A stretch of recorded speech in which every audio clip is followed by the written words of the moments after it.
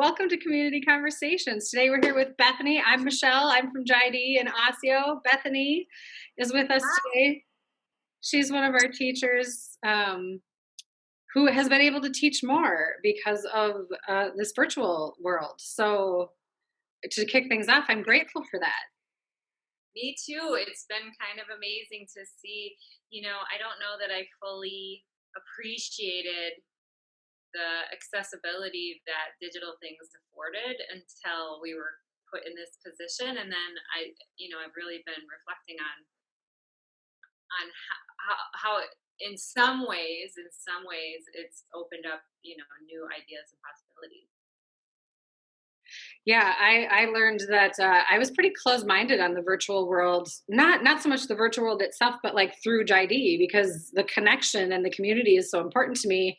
And it felt off or wrong before COVID, And now that we're here, I was just like thrust into this world. And now I find myself equally grateful and frustrated with it at times.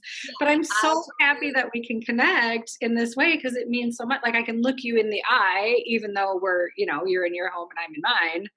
And we can still have some sort of a connection that is different than over the phone or it's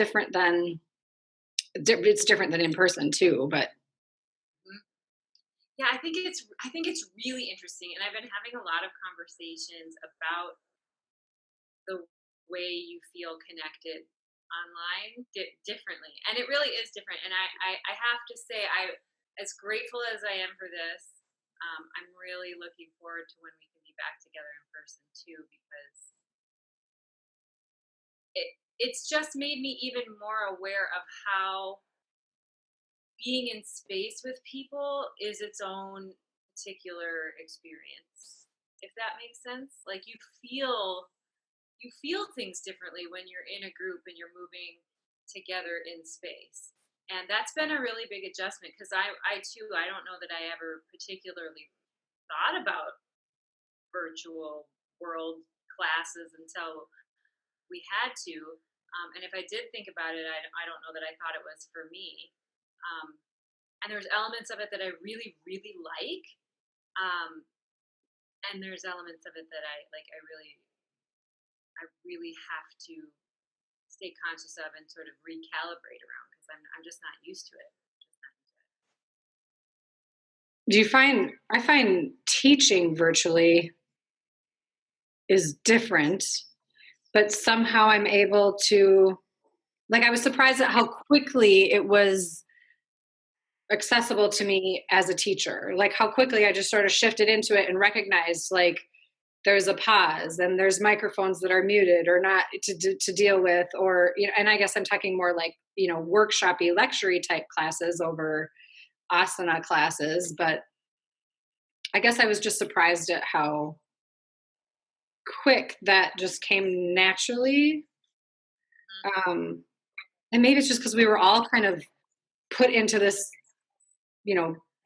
bubble together and then to try and, I guess we're all navigating that in our own way. And I think maybe because none of us sort of know how this is going to go, we're all maybe a little more patient. I'm definitely seeing people feel and seem more real, and by that I mean more vulnerable. Like we're quicker to be open with each other. We're not trying to put those filters on, worrying so much about what other people are thinking, and we're really just getting real with each other and having those real deeper connections quicker. And I find that lovely and inspirational. I enjoy that piece of, maybe it's just because of what I do, but I enjoy that piece of being. It's so interesting to me because just tonight, 20 minutes ago, I opened my door to check for my mail, and there was a couple and their kid walking down the street. They said hi, and I don't know them. I didn't recognize them in particular. But my 12-year-old daughter said, she's like, everybody's so much more willing to be nice now that we're all at home. That was her words, and I thought, what an interesting observation that is. What is she really saying? And I don't think she's wrong. I thought it was a very accurate description. And I guess I wasn't expecting her to have been that tuned in. So I was kind of like, oh, that's really incredible and really true. And I think you hit it, at least for me, I think you hit it right on the head with like when you're experiencing this level of like vulnerability, which in a sense has kind of we've always been vulnerable to this kind of a thing, but it hasn't been so directly in our experience, right? So we've been able to sort of take it, be removed from it a bit, and now we're just not. Now we're not. That's not the case, and I think that really creates it. Sort of levels the playing field in a way, and brings you into a not everywhere and not in every situation, but in many situations, kind of brings you to this. You're already starting out on the same page, everybody in the space, and that really does affect. It affects my teaching. It affects just how I'm experiencing my life right now, and how I'm watching how other people are managing this as well. I thought she was very. Isn't that such a interesting observation? I love it. I do too. I love it. I do too. And I like what you were saying about how, I mean, we're all being affected of, the globe is being affected by this.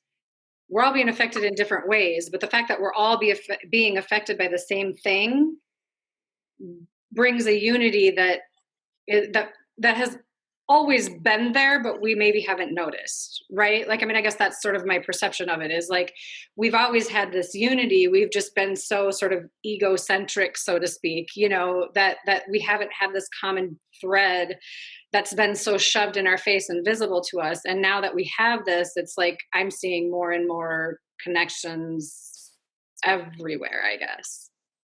Well, I think it's both a unifying thing, but also we're also sharing in the vulnerability, and and Yes. I think that's a really powerful thing is that we all have to confront the fact that we are vulnerable to this, and that and it's not just our health and our lives, which of course would be the first thing to think of, but it's our connections. It's how we've always done things. I mean, this is an enormous trauma for people, and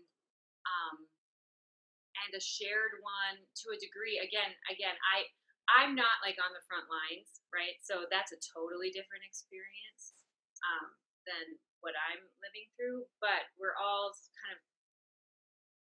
using the same language, even if we're not necessarily having the exact same experience, and that is really, really new to me. To yeah, to share both a language, a sense of vulnerability, but also this sense of like gratitude for what we maybe had not been as aware of before it kind of got taken away or changed, at least for. I don't know. I feel like I'm finding myself more inspired, more grateful, just noticing more. Mhm. Part of it is Yeah, because I need to tap in more, I'm tapping into myself more and just listening, because I need to make sure that my self-care is on its game. have you been experiencing more nostalgia, or have you been having more like memories from long ago Oh, that's come to you? Or maybe not even a memory, but maybe something sort of, how sometimes things just sort of slot into a place in the story of in your narrative. It's like, oh, that's where that goes, and now it's there. Maybe I've been working on it for a while and it didn't really fit, but then it does.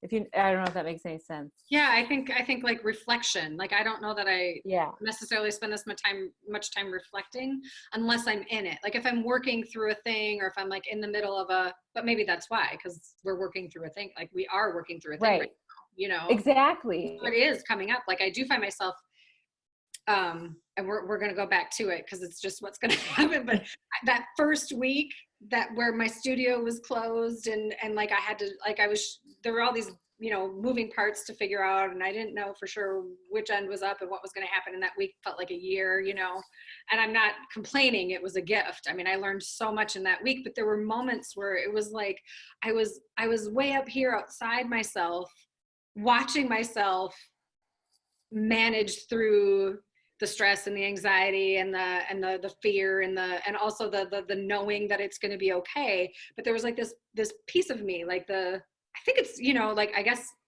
how it felt to me was like the me, like the true me, my higher self, the capital S self, was observing what was happening and just like, you got this, you're okay, it sucks right now, but it's gonna be fine.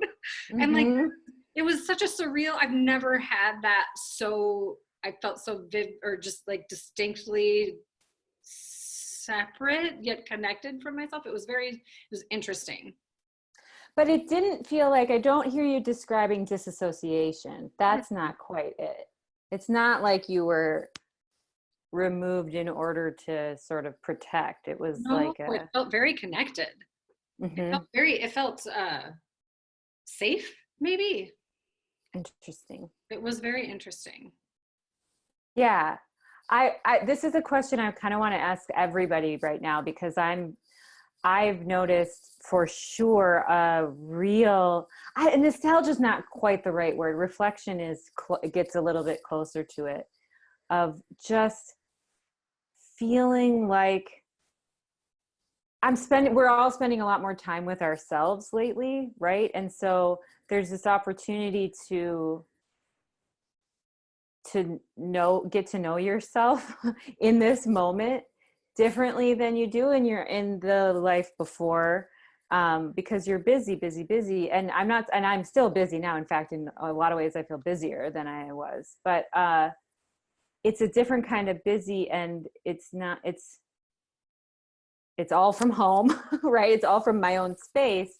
And it's really, I've just noticed more reflection that feels more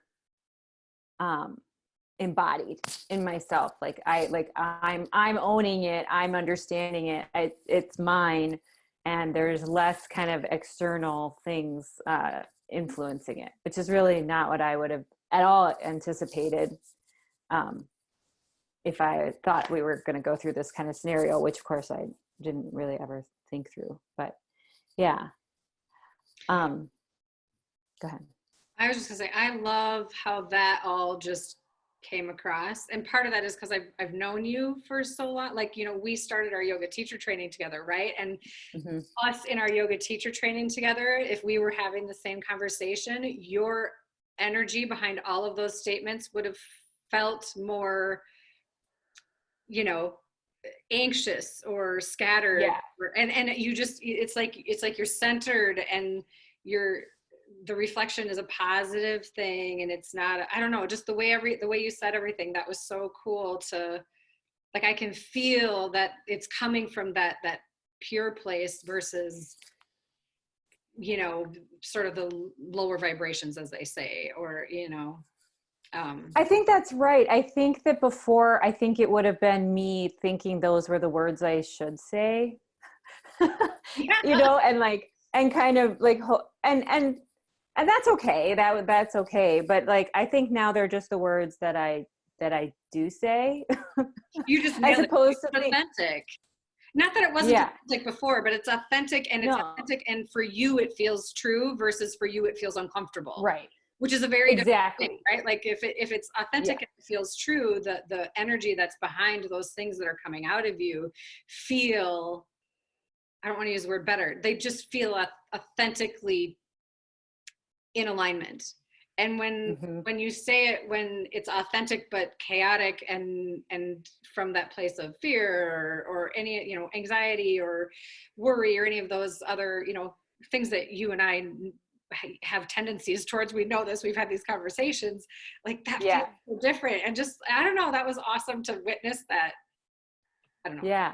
Thank you. Conversations, because it just, there's so many layers of the conversations when we have them that is so cool. Yeah. Well, thank you for noticing that. Yeah, I've definitely felt a shift since our training with, with kind of with everything, you know. And I think it probably, I mean, there's a reason we both wound up in that room at that time with those people, right? Like, I think so much started there. Like, it Oh was my just God. like a little seed that planted, and it's just been growing since. So it's been 5 years. Has it been 5 years? Yeah, I think it's Yeah. been Since the 5 years. yeah, That's great. Yeah, that's hard to believe. I know. Yeah. Yeah, I think I love the idea that, and I believe this wholeheartedly, people, and it's been said a million billion times, I'm not saying anything new or interesting, but it's, people can feel when you're being authentic, or honest, whether or not they know exactly what's going on or what's beneath it or whatever, or why they're feeling a particular way. I think that's up for debate, but I really do think that most people have a pretty good radar for that, and they respond to it either intuitively, or, you know, if they're a more verbal person or whatever, they respond to it in the way that, you know, in the way that they're going to respond. And it's always best, I hope, to always be working towards authenticity and more honesty, because it's, especially as a teacher, I think you struggle, I did anyway, I still do often struggle trying to find your own voice and your own words and your own lens. And once you find it and really own it, then your students or your community kind of starts to form, you know, around that, which is kind of neat. And that's happening for everyone in the group. That's not because I have some magical power as the yoga teacher. Like that's not it at all. That's like that whole group, like everybody is going through that, right? And they're all kind of circling and finding each other, which is so cool. It's pretty awesome. Yeah. Don't you think? That's what it's all happening at JID. Like all your whole community at JID is vibrating and exploring and, you know, doing their own thing. And then they just happen to like come together. It's really fun to watch, or just experience sort of all the people who come through the doors, you know, and anybody, any piece of the community. It can be teachers, clients, students, friends. I mean, it's kind of, you know, the community is the community to me. It's one big happy family. It's not like there's levels. It's all, they all matter. They're all important. They're all there for a reason. And sometimes it's there for just a quick second and then it's time to move on. And sometimes it's like, we're going to dig in here because this feels good. This feels right. This feels like where I'm supposed to be for now, you know. And it's always that expectation of, not expectation, but just the understanding that like, you're welcome here for as long as this works for you. And then when it doesn't work for you anymore, you know, shift. Move. Exactly. Well, I love that, like, you honor the evolution of people. I mean, that's just what happens. Like, it's an organic, ongoing, evolution always. I mean, that's just life.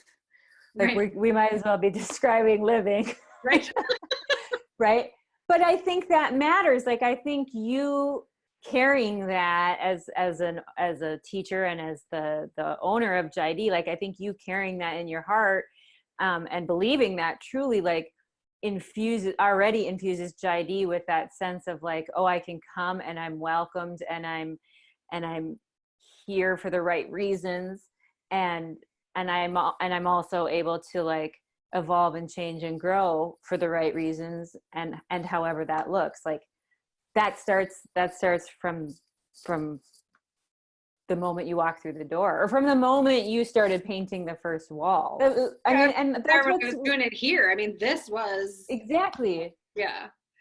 Exactly. And Yeah, I think it's funny to me that I started to use the word expectation, because expectations is exactly what there are none of. Like, there are no right. expectations. It's like, let's just be present and see what might work. And if it works, great. And if it doesn't, let's try something different. And if that doesn't work, then let's try something different. And when I say let's, I don't necessarily mean us here at JD. I mean, you know, wherever that leads you, me, you know, we go where we go when we grow, you know. You're reminding me. So I just recently took the kids Zentangle. I totally took that class. my kids took it, Bethany. but I took it.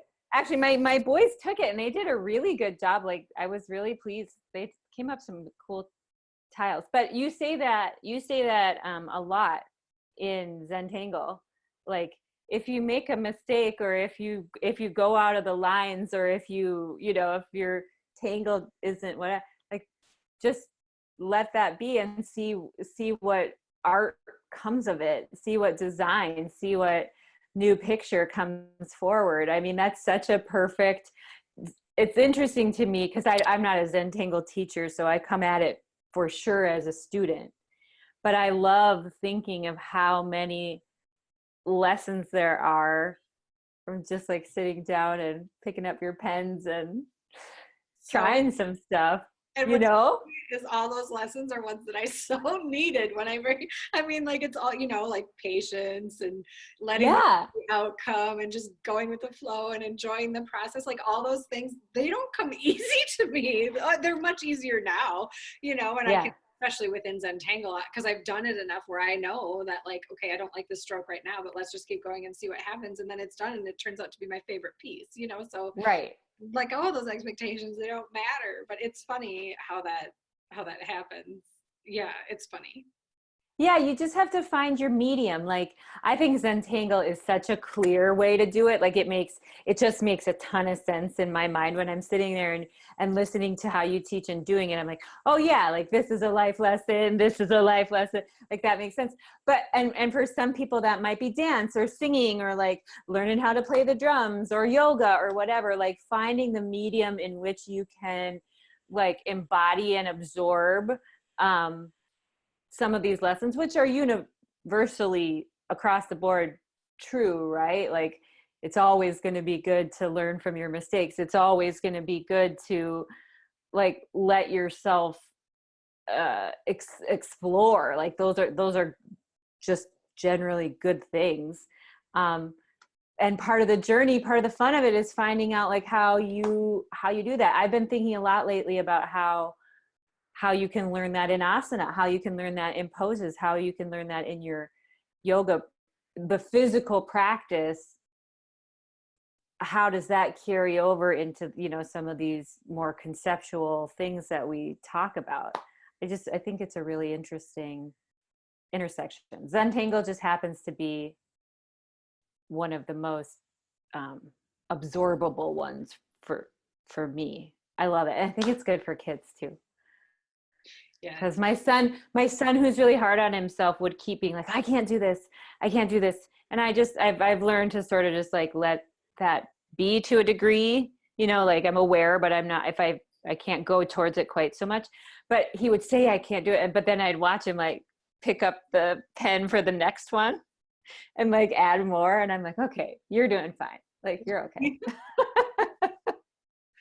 Sometimes changing that story it devolves over time, right? Like, we can't change our inner voice in one Zentangle lesson or on one yoga class or, you know, one night before bed or, you know, I mean, it's like that's changing those stories takes a long time. Well, you have to learn how to hear it. Yeah. I mean, honestly, I mean, if we're talking about like our yoga training, there's no way I would hear what you had to say in Zentangle, for example. I would hear that the same way 5 years ago as I do today. No way. I didn't speak the language. It wasn't even really, it was a seed, literally, like inside me, like there was potential there, but I didn't really know what that was. And so now today, you know, a few weeks ago when I took that class, I heard it one way. Well, hopefully, I hope a month from now, I'd take it again, same exact class, and hear something totally different. Because again, it's the evolution, right? And I think it's a lifetime, which is kind of exciting. Like you get your whole life. Right. No pressure. Right. We have plenty of time. We hope. Yeah, my teacher Matthew Stanford often says, oh, I'm gonna say it wrong, but he often says, there's as much infinity between 0 and 1 as there is between 0 and infinity. So why not just enjoy where you are? Because moving from here to here is the same as moving from here to there. It's the same amount, which I love. I'm like, oh great, so then I don't have to rush. I can just be where I am. It's perfect at this moment. Like, it's such a freeing feeling to me to not feel like I have to get to infinity. Right. Answer all of life's problems. I was just listening to a webinar this afternoon, and he was talking about the kleshas. Kleshas? Mm-hmm. He was talking about the kleshas, and he was saying, how it was a great webinar. Jafar Anderson, I think was his name. I'm not sure. I did it through Yoga Alliance. Okay. But it was on the Yoga Sutras, and he was talking about the kleshas, and a couple of his points were, let the obstacles become opportunities, which I thought was awesome. And then another point was allow yourself to just be in the gift of the moment, and don't just really allow yourself to get here right now. He said it beautifully. There was like a phrase that he said, and I was like, that's perfect. I'll have to go back and listen to it, because it was so spot on of, he described like the story. He was like, he started up telling a story about like his dog and stubbing his toe in the middle of the night to get his dog what he needed or whatever, and how that his story around that was frustration and pain, instead of using it as an opportunity to learn the lesson of pay more attention in the middle of the night when you're walking around the house, which that in and of itself was funny. But then the next thing that he was talking about was, you can eat a meal and enjoy the meal. And when you're done with the meal, you're not looking for the next bite. You're not like, oh, I wish I had another bite of that. You're enjoying the meal. But then what if when you're done with the meal, you stand up, and then you're grateful because you can stand. And then you take a walk, and you are in that walk, and it feels good to walk, and you're happy that you can get from point A to point B. And then you go to your car. And for each of that process, you're in love with that moment. You're in love with that thing that is happening to you, but you're not attached to it. You're just in it. And I was like, oh, yes. Like, how cool is that? And then it started getting really deep with questions. Anytime you dig into the Yoga Sutras or anything yoga, it's like, these people come in with these questions like, well, isn't yoga in and of itself then an attachment? And what if, and then it's like, well, there's layers of that. And how do we break that down? And what does it look like? We're not talking about, if you have to be on your mat at the same time, doing the same practice every day, then yeah, maybe that's an attachment. But if you're just living your yoga and knowing, making choices that are opportunities to overcome the obstacles, well, then it's a different thing. I don't know. The whole thing was, I was like, oh, I'm going to get super layered into this. I think non-attachment's one of the most difficult things to think about, because it is so layered and it is so nuanced, and it's like, there are things I want to be attached to. You know what I mean? Like, part of me goes, oh, but I'm attached to my children, but I'm attached to this, but I'm attached to that. And it's like this ongoing, like, you have to return to it and remember that not being attached doesn't mean that there's not affection and love and exchange. It's that you're not so, I don't even know how to word it. You're not so invested in the outcome of a situation that hasn't even necessarily occurred yet, that you can't be in the situation that you're actually in, which is what you're saying, right? Like, it's like yeah. Well, hearing you talk about that too, I think about when I started Thai massage, that's a Buddhist, strong in Buddhism, and we talk about Buddhist philosophy a lot, and one of the first things that comes up is not non-attachment. And I remember justifying, but it's good that I'm attached to my kids. It's good that I'm attached to, my family. It's good that I'm attached. It's like, well, hang on though. Like, it's not saying that you can't love them. Like they're not Right. taking that away from you. They're saying maybe, just maybe, if you didn't, worry about everything, Yeah, your life would be easier. exactly. You wouldn't cause yourself so much pain and suffering. If you really wanted Right. to break it down into a nutshell, in my world, my worrisome world that I used to live in, which I very rarely go that far into the worry world anymore. I'm not that person anymore, which I'm very grateful for that, I've been able to overcome that. But it's like, it's really just about making your life easier. Like I did this to myself. Like all my choices from then to now were mine. I always had those choices and I made them all. So I get to own it, and then Yeah. I don't know, there's power in owning that. And it's also like, Yeah. Well, there's that honesty piece too. And this is actually something I've really been thinking about a lot is you do have to be responsible for your choices. And that isn't always easy. It's much easier sometimes to just be like, well, that's clearly that other person's fault, or that's clearly the fault of not me. It doesn't have to be a person, but it's not me. Whatever it is. And oh gosh, am I attached to that idea? Like I'm attached to the idea of like, well, I couldn't have possibly done anything wrong. Not even wrong. Like I couldn't have possibly done anything to get me to this point. Yeah, but of course, this. well, yeah, exactly. Create this mess. Right, exactly. The not me created this mess. Anything that, yeah, exactly. And it is hard. I mean, there is a real, at least for me, challenge in like sitting with some of the discomfort that brings up, like that you're like, okay. But then on the other side of that is the freedom of owning your life and owning your relationships and owning everything, right? But it's a hard road to get there. And it's another one of these things where I feel like that's a lifetime of study and honesty and going deep sometimes and giving yourself a break some other times. And yeah. Oh no, non-attachment. It's a good thing they start out with that one because it's probably the hardest one to wrap your mind around. So you need the longest to think about it. Right? Like, I don't know. I feel like every layer is its own, mud puddle, so to speak. Yeah. Right. And which ones you wade through and when, and I don't know. It's interesting. Yeah, it's a good point.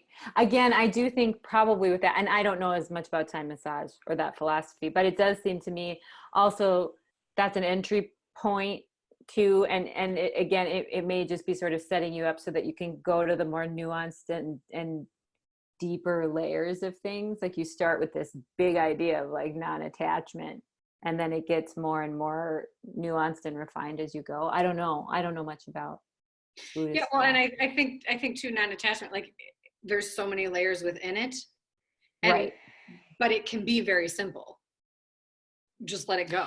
You know what I mean? So you can keep it really simple. And you can say, I hear Pichette in my head, my teacher in Thailand, who is just like easy, simple, but very difficult, easy to say, right. do. And it's like, well, yeah, that's it. That's life. Life is easy to say and hard to do, Right. That's a good point. That's a really good point.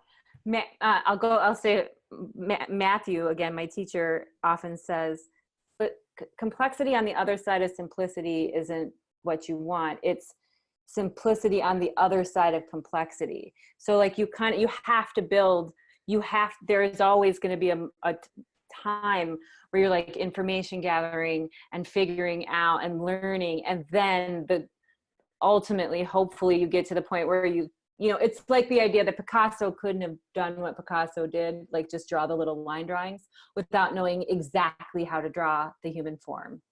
He had to know all the detail and the complexity of structure and bones and muscles before he could just go and create that one, those one little line. That creativity is something like that you can find almost anywhere. And one of the keys is trusting yourself enough to just like to be inspired and inspired enough to follow that and to just go and see where it might take you. but you have to start first. And I think that's where a lot of people get caught up, is they feel like they're not good enough, or they're not worthy enough, or they don't have enough good ideas to even start. Don't you think? Or they have so many ideas they don't know where to start. That's a great distinction, right? too. We get ourselves stuck, but why we're stuck is probably a million different reasons. And it might be that you don't think you have enough, or that you have too much and you don't know how to just decipher it and neaten it up, or, and everywhere in between that. I don't know. I just think there's so many possibilities of what might keep us from being creative, but really everything is creative. If there's movement, there's creation. Yeah, I mean, a breath is creative. Right? Yeah. Yeah, I mean, that's interesting. I mean, I think it's interesting to play with the idea of what creative really means. If we now I wish I knew more about words, but if we broke it down, is it just the act of creating something, or sustaining? I don't know. I think the definition of creativity would vary depending on who you ask. And It would vary on the conversation that you're having, because we just got way deeper into creativity than I ever thought we would. You know what I mean? And yeah, it's not wrong. It's it. I mean, creativity is everywhere, but we don't. I think, is there a shift when we acknowledge that we're being creative, and does that matter? They always say creativity is good for the soul. And there's something about creativity where you let go and you just do. For me, if I'm being creative, there's a shift that happens at some point within that creative process, where all of a sudden I'm not in my thinking mind anymore. I'm just doing. And that's where it gets peaceful and meditative and beautiful. And I'm not talking about beautiful things, I mean beautiful within me. It just feels good to create in that way, where there aren't attachments, and bringing it back to that, it just is, it's just happening, and it feels really good. Yeah, for sure. I love that. That if there was a job that was studying when people are in their flow, or we could call it a creative, a creative mindset, or just doing the thing that they are really good at and that they love, it's such a gift. It's such a gift to be in the presence of people that have identified that and have followed it and believe in it and create within it. And that goes all the way back to authenticity and being honest with yourself, and knowing that I don't care. I really don't care what it is you're doing at all. I mean, assuming that a certain level of kindness is involved, but you could be writing a legal brief, or you could be creating bug spray, you know what I mean? And if you're doing something with that full commitment and enthusiasm and love for a thing, it's transformative. That is transformative, not only to you, but to the people around you, because they feel it. I know I had a Comcast guy come. This guy came to my house probably 6 months ago. I still think about him all the time, because he loved his job and he was so good at his job. And that's creative. He was so good at talking to me and helping me understand things that I don't know. What do I know about? I plug in a thing, it makes a thing go, or it doesn't, and then I'm mad. I don't understand.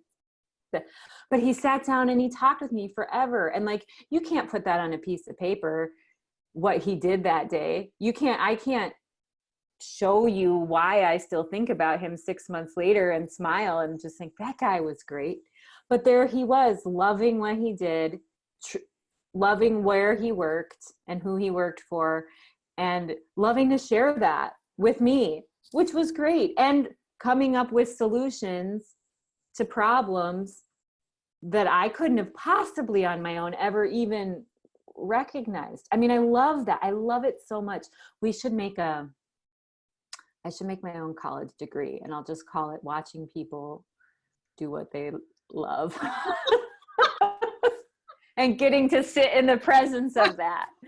You can feel it there. I mean, there is something that's really like when you're with people who are just, I was gonna say on it, but it's not on it. They're in it. Like they're living it. Like there's something about that just feels so good. It's refreshing. It's I don't know. It's like you can feel the honesty. You can feel the authenticity. You can feel because there's joy in that, right? So it's like they have this vibration of just happiness. Like they're shining. I mean, I keep coming back. Like they're shining. They're just exactly. They're just brightening up the world. You know, one Comcast call at a time. He was great. Really, so great. Clearly, because you know. Yeah. No, it's so true. I think they call it dharma. I use that word and then I worry that I'm not using it entirely correctly, but I think it's the dharma, like the moving forward in your purpose. And when you align with that, the whole air around you and within you shifts. And this doesn't have to be your career. Like, it's not your career. It's the thing that, you know, it's singing in the shower. It's, you know, singing in your car when nobody can hear. It's that thing that just fills you up and then moves outward from you. I think it's so cool. And I think that is kind of the ultimate act of creation and creativity, of finding your way towards what that is, or just allowing that to reveal itself over time, and trusting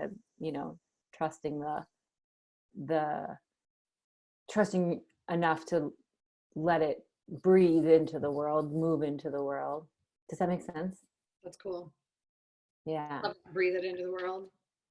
Yeah. Good old Comcast guy. There's, you know, practical, and he got me thinking so much. This guy. I love it. Yeah, it's so good. Yeah, whenever I think about creativity, I think about Shanti, because she's kind of made that, like, she's made that a word in her life's work. And I don't know that before I learned from her, that I really took creativity as like a vocation. Does that make sense? Yeah. I don't know that I thought that could be a thing. And then I saw her and I'm like, oh, that's what you do. Like that's who she is. Exactly. Yeah. She made it into a vocation. Yeah. That is her vocation, and she's living it always. And I think I just really admire that. She's living it and giving it. Living it and giving it. Living it and giving it. Oh my goodness. That's awesome. Yeah, I've always wished that I was more creative. I've always wished I could draw a thing, or, you know, write a great screenplay, or one poem. Even one great poem would be nice. But when you broaden out your understanding and appreciation of what creativity can be, there's a lot more room in there for you. For me, I don't consider myself particularly traditionally creative. I certainly can't draw. I can do a really mean stick figure, but that's about it. My husband and I just had a conversation about the 10,000 hours, because I was fretting over something. I don't remember what it was. And he reminded me of that. He's like, you've done like, he said something like, you've done like maybe 500 hours of this in your life. He's like, there's just, there isn't a way, like, unless you spend more time with it, it may always feel kind of uncomfortable to you. And I was like, that got me down a rabbit hole of like, well, how do I really want to spend my time? And do I want to fret about this one thing that I'm clearly not spending the time on, right? Like, I'm not prioritizing that. Do I want to make that, like, do I want to spend any more of my time fretting about the thing I'm not spending time on? Or do I want to spend the time on the thing I want to spend time on and get really good at that, you know? Yeah. I don't know. Choices. I mean, really, Choices. you're right. It's choices. I mean, we made all our choices to get us here. We talked about that earlier. Don't you love the spiral? 1,000 hours, or they're not. Exactly. Spiral path for sure. Oh, it's so funny. Oh, and you kind of dip back. We always come back around. Exactly. Well, but you know, Matthew says this too, but not, and he's not the only one. Like, he says something like, he thinks that there's maybe only 5 stories that people actually tell. I mean, and the rest is kind of just the detail. And then he's like, but actually it might just only be one story in all of human existence. And he believes that that's the story in a way of like, well, one thing he said is that he believes like that's the story about wanting to belong, finding a place that you belong, you know, and everything else, every other story that you tell, every other story that's been written is just kind of in service of that other story, which I think is, I don't know. I mean, I think it's a really interesting thing to think about. Is that true? I don't know. Do we only tell the one? I don't know. What do you think? That's interesting. Mm-hmm. I mean, yeah, I don't know. That's deep. I know. Right? I mean, I love it. I always talk about like, or even think about like, what is the story that I'm living right now? What am I telling myself? What is the story that is the, you know, sort of going on all the time? Because there's always something, and there's usually a theme, and there's an underlying theme of good and bad, right? And I always say, write your best story. Like, what does your dream look like? What is your best story? Like, don't hold back. What is that? What is that story like? You know, and I mean, belong, yeah, but you could belong just with yourself too. Like, you need to belong within your own, like, that's it. It's like, if you belong within yourself, then you belong everywhere, but you have to belong within yourself.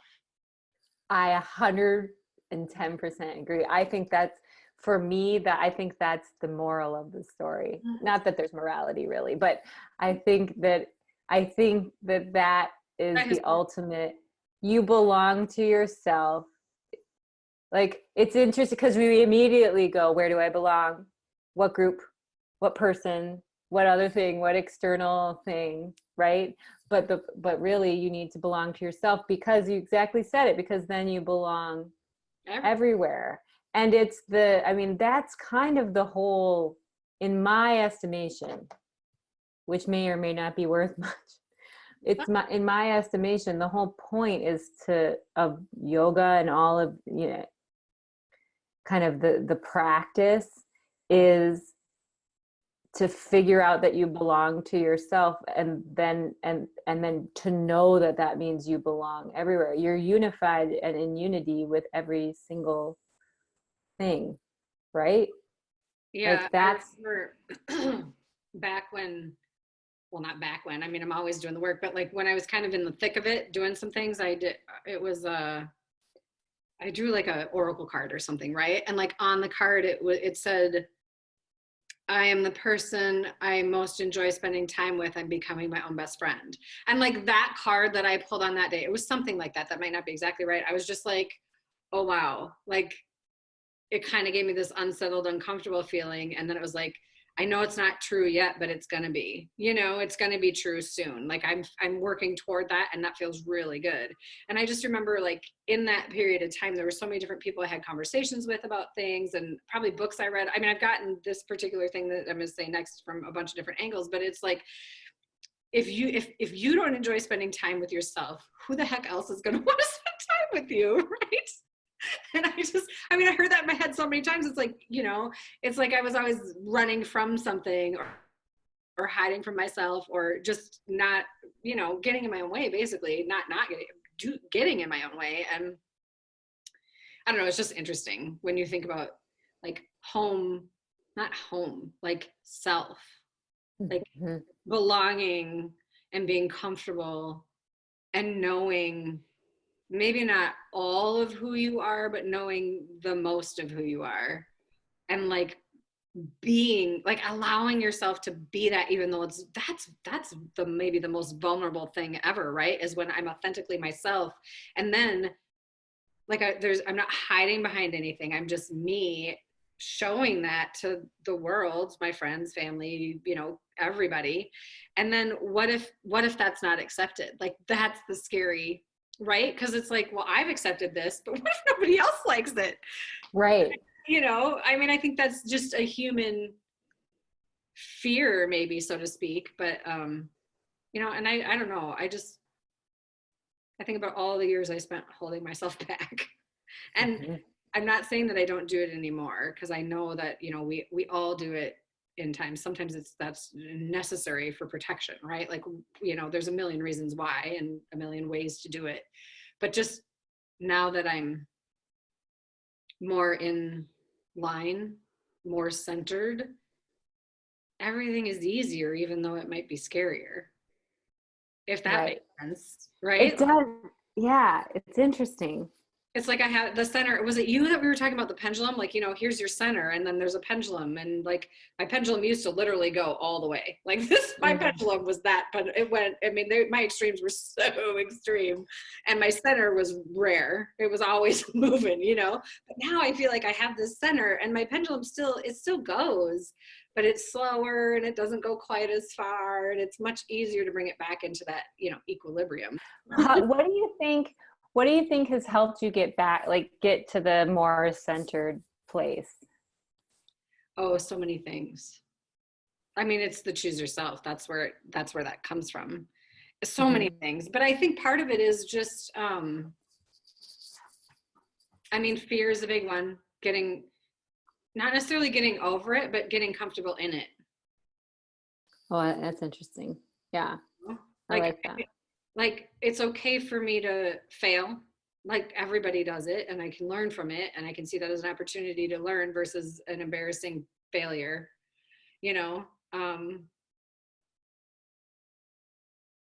Finding the pause is the biggest one for me. I mean, that I think it was our first teacher training, that Antakarana meditation. That was my gateway meditation. That was so hard for me that first day. I remember it, and I remember thinking, I don't get it. Like, like I feel like there's something here and I want to explore it, but I don't get it, And then it was like, I don't know, over the years, all of a sudden, the gap keeps coming up, that pause keeps coming up, clarity, patience, knowing yourself, being kind to yourself, all those phrases that keep coming in. Eventually you start believing it because your story changes. Yeah, I'm still working. I feel like we're always a work in progress. I love this idea of the pendulum though. Like that really resonates with me. And I feel like I still swing pretty wide, but I know exactly what you mean. Like I can feel it. I can feel what you mean when you say like you're kind of coming back to, you're more easily capable of coming back to center or staying in the center. Yeah, I feel like my foundation is just, it's been broken down and rebuilt so many times. I mean, that's not a pity party. That's like just reality. Like it's been broken down and rebuilt. There's been a lot of work that's been put into that, and it's been broken down and rebuilt so many times that now it like, I trust it. I trust my base. And because I trust that base, that gives me freedom in so many other ways, because I know that the base is stable. So that means that this is only going to go so far, and I can catch it. I think that's it. I learned to trust myself. Like I can catch it before it goes too far any other way. Where is your base? Does that live in your body? Like, where is your base? I mean, What is your base? it's my root chakra is how it feels. Like I know I'm safe, stable, and secure in this world. I have everything I need, even when I feel like I don't. Hmm. So really, like I truly believe that. Like no matter what, it's going to be okay. So it's almost like root and crown.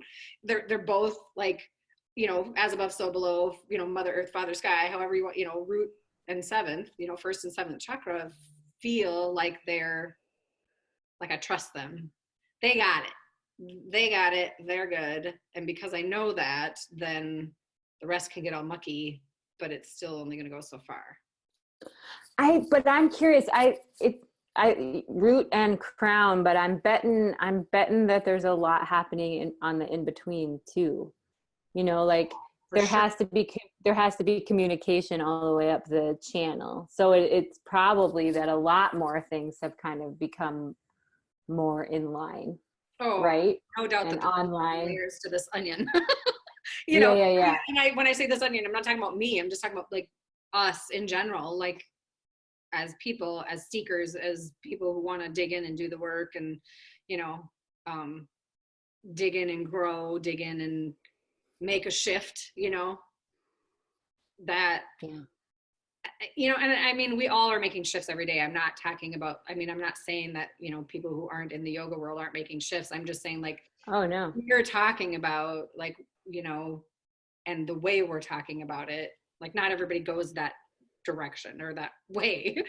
But for me, how I feel it in my body, my root chakra feels, even when it feels unstable and I know it's not super great and it needs some love, I still trust it enough to know that I'm going to give it what it needs and it's going to be okay. And I think before I didn't feel a connection in my energy centers before. And because I've been working with chakras for so long, and it's in what I do, it's in what I've studied, I feel like I'm a baby in the chakra world as far as understanding how that all, it's all mind blowing to me. But I like that I can relate to them. Yeah, we might be speaking in the language of chakras and stuff, and that might not be like everybody's path. But I think that goes right back to like that you got to learn the language of the thing that you're pursuing, right? We talk about this a lot at Mind Body Solutions, or it's something that I've thought about a lot since my work at Mind Body Solutions is like, you might have students coming in who have never taken yoga before, who are a little afraid of yoga, who don't want yoga is just not really their thing, but they're willing to try something. And there's a real opportunity to learn about their linguistic currency is a phrase that I came up with because people are often saying something without saying something. Like you have to hear the subtext. You have to hear what people, how people talk and what they talk about and like what their priorities are. Like, let's say they're like a rodeo person. I don't know. I've just picked something out of the blue. Like it's useful to think about how because they know that world, they know that language, they know they've embodied that whole thing. How can I then like relate to that? How can we come together? How can I learn a little of your language and you learn a little of mine so that we know we're actually saying the same thing? We're just saying it totally differently. And I think yoga is like in every part of everybody's life. Like people are in their dharma, whether they think they are or not. People are doing poses all the time. Think about driving in a car and you reach back. That's a twist. You're twisting. You lean down to pick something up. Like I think it's interesting. I think it's an interesting exercise to think about where you can start to understand somebody else's like language, and also where you can start to see crossover into different worlds. And that awareness can cross into anything. You can canoe mindfully. It's not doing yoga or lining up your chakras necessarily, but maybe it is. So I think a lot of it's more accessible than we think, you know? And if we start paying attention, we learn like which things make us feel better. Like I know if I'm near water, if I'm in nature, I feel better. I know that's good for me. And I just know that. I don't know why. I don't, or I didn't. Maybe now I know it's because I'm connecting with earth, and that helps me ground through my feet. And I can, now I dump stuff through my feet, meaning my energetically, that's my drain. I just let it go. Best thing in the world for me is to just go walk barefoot, and just connect and just breathe and intentionally inhale, exhale, let it go. But I know that works for me. That's part of my toolkit. So it's like, if we pay attention, my toolkit looks very different than my boys' toolkit. I mean, it just does. I don't exactly. They don't think like I do, but they know what makes them feel better. And they, the hard thing is when you're in the thick of it, when you're in like those messy times, it's like then to go to the things that make you feel better is hard, because you don't think of them because you're too busy swirling in the muck and there's not as much light there. So it's hard to see clearly. Exactly. But I also think that there's moments too where you can just say, like, I'm in the muck today. Oh, for sure. Today I'm in the muck, and I'm going to hang out here. Yeah, there's healing in just sitting with that. And what does that feel like? What am I going to do with this? Am I comfortable in this feeling? Am I comfortable being uncomfortable? Am I comfortable just letting this happen and see where we go with it? And then I can make a plan around it tomorrow or another day or when I'm ready, But it's like discerning, why are you sitting in it? Are you sitting in it to avoid something else? Or are you sitting in it because you need to sit in it? Like that's a really big question, For sure it is.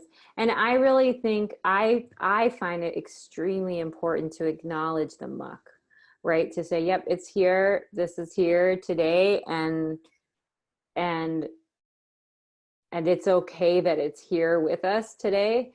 And tomorrow, next moment, next week, next second, who knows, it may be different, but often oh, sorry. No, go ahead. Being with it is very different than sweeping it under the rug, right? Like you're talking exactly. About with it. We're gonna invite it here. We're exactly. Gonna stay. We're gonna choose to stay with it, and then we're gonna see where that goes. Versus I'm gonna run away from this, or I'm gonna sweep it underneath something and then just avoid it altogether. Like I think sitting in it and facing that stuff is important. That's how we learn. That's how we grow. That's how we heal. It's how we move. That's huge. Yeah, I totally agree. I think it's really important acknowledging something and letting it be in the room, whether it's uncomfortable or not, because there's space enough in the room, and being able to sit with some internal integrity with the discomfort, with whatever it is, I think builds resilience and builds the capacity to, it builds resilience, and it builds your empathy, and it builds self-compassion too. Yeah. which are all really good things in my opinion. And I think also knowing when you need to reach out to your community, right? Yes. Like knowing that sometimes I need to sit in it by myself, and sometimes I need to call in help. Like I need to call other people and help me address and maybe not even clean up, but address like how can I sit in this in a healthy way that moves something positive, or I don't know. Does that make sense? Oh, it totally makes sense. I mean, I think community, it's belonging. I think community matters so much. And it can be a community of one in your own self. It can be a community of 100. But I think knowing that you have some support is some reference, some boundary, some thing around you is almost the only way. It's almost the only way to move through something, or be with something, or learn to live with something. I mean, I just think it's maybe the most important thing. This is reminding me of one of my favorite things when you teach is when we first get started, you have us get, in a comfortable seat, ground through our sit bones, make sure we're stable and stacked, all those things. And then you have us intentionally lean out of that, lean forward and lean out of center and lean back and to notice how that feels. And it feels uncomfortable. It feels scary. It feels off.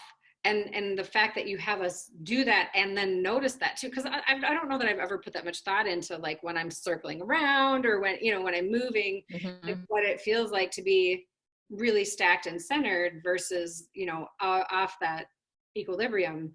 And when you bring us there mindfully, it's always like, I wonder how I would have reacted to that even 5 years ago, because I feel like I would have hated it. I feel like I would have been so afraid. I feel like I would have been like, I hate this. I'm not going to go so far because it makes me uncomfortable. And I just want to stay here in my safe little spot. I don't take me out of my comfortable place, and now we do it. I'm just like, oh yeah, center's home. Center feels good. I need to remember center. It's not about being out of center. It's like, oh yeah, you have to get out so you can remember and appreciate what it feels like to be in. I don't know. I just think it's one of my favorite things.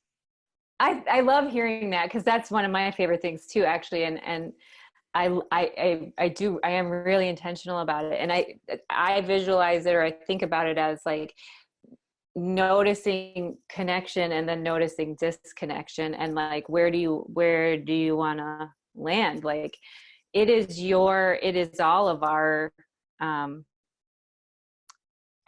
there's an opportunity for all of us to be connected to the space around us and to the space within ourselves. Like that is available to every single person, and that is truly what alignment is. Like, it's not necessarily that your spine is perfectly straight and that your legs are perfectly crossed. It's that you've moved through disconnection, and that you've come back to connection.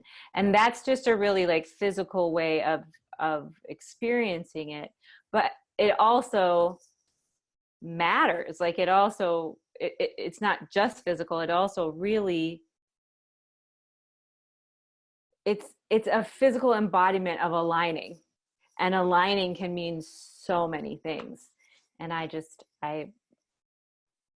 think it's, I do it every time I practice too, by myself. And I wish I was smart enough to have come up with that idea on my own, but I have to give props to a lot of the teachers I've worked with, and particularly Matthew, like reminding us that we're allowed to be connected. Thank you for joining me today, Bethany. That was awesome. Hopefully we can do this again sometime. I loved it. Thank you. I hope I can come back a lot. Thank you. Thanks. Bye. Bye.